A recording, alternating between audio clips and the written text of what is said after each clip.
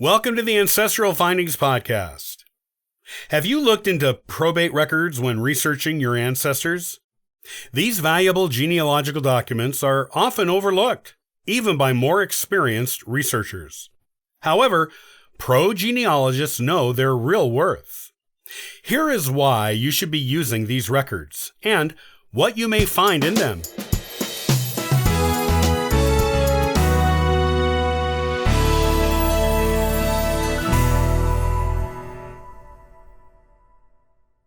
As a genealogist, you probably already know you should be looking for the wills of your ancestors. Wills can be very sparse, or they can contain a treasure trove of genealogical information, such as the names of spouses, parents, siblings, grandchildren, and other possibly previously unknown relatives. You can also get an idea of the relationship between the will writer and the people named in it based on what they were or were not given. And you can learn about the economic situation of the writer of the will as well. Fortunately, Ancestry.com now has a rather large collection of digitized wills on it, collected from county courthouses from across the country, which makes looking for wills much easier than it used to be. You can still go to county courthouses in person to look, or order copies from them, as Ancestry hasn't gotten to every courthouse just yet. Wills are a given in genealogical research, but what about probate records? These important documents are often overlooked by family history researchers, especially beginning ones. Even researchers with some experience may find themselves glossing over probate records as being unimportant, or even skipping them altogether, and maybe being disappointed there was no will but only a probate record. However, probate records are important and valuable genealogical documents with a lot of interesting information to share with those who care to look.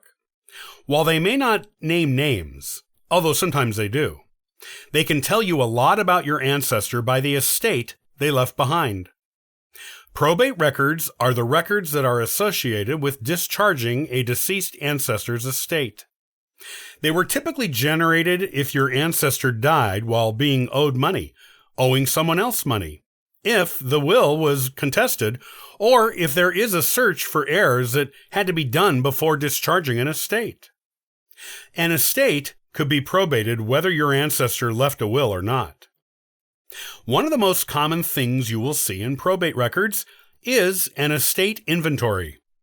This is a list of the belongings of any value that your ancestor left behind. Estate inventories are done for both those with wills and those without them. Each item of value they owned is listed. The number of items of the same kind, like sheep or dishes, is listed, and a monetary value is assigned to each item or group of like items to arrive at a total monetary value for the estate. This is actually quite fascinating information, as you will be able to know exactly what your ancestor owned and get an idea of the quality of items in their home by their monetary value. This provides a remarkably detailed insight into the daily life of your ancestor in the period before the inventory was taken. By knowing what your ancestor owned and how much it was worth, you can vividly picture their home in your mind, get an idea of their economic status, and even learn what things were most important to them and what kind of lifestyle they chose. More than just a list of belongings, an estate inventory tells you what your ancestor's home life looked like, which is invaluable genealogical information. The inventory of the estate might even give you an idea of family heirlooms that might be out there for you to search for, such as photos. If you come across photographs in an inventory of an estate, especially in the 1800s, and you have not seen these photos before, you now know they once existed, and still might. You can now begin a search for them, and maybe see some ancestors face to face for the first time. It is a thrilling prospect, and one you would not have known to look for without the estate inventory. Another common thing you will find in probate records is a list of debtors and creditors of the estate. This lets you know who your ancestor did business with, which opens up important new avenues of research if you come across a brick wall in that family line.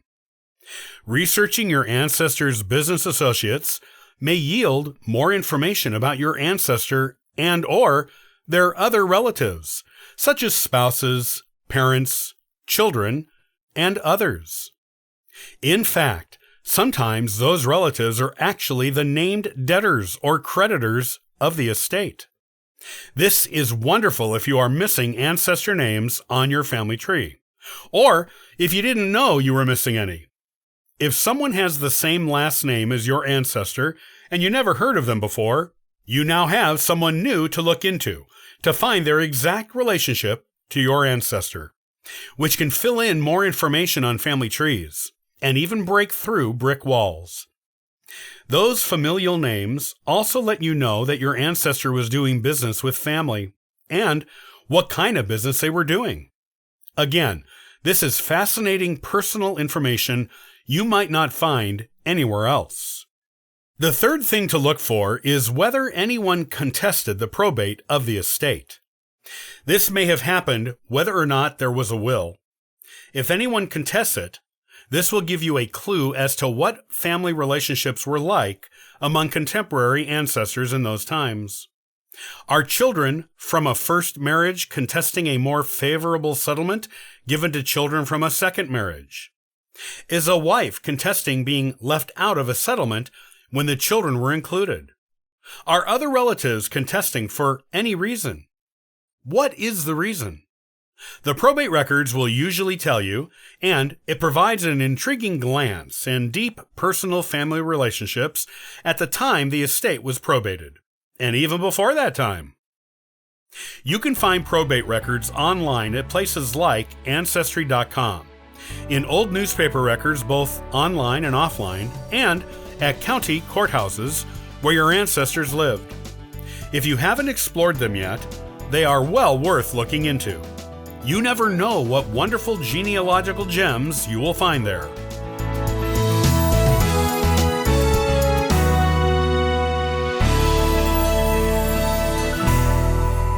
Thanks for listening to the Ancestral Findings Podcast. Looking for free resources to help you in your genealogy research? Visit ancestralfindings.com for more helpful information. Happy searching!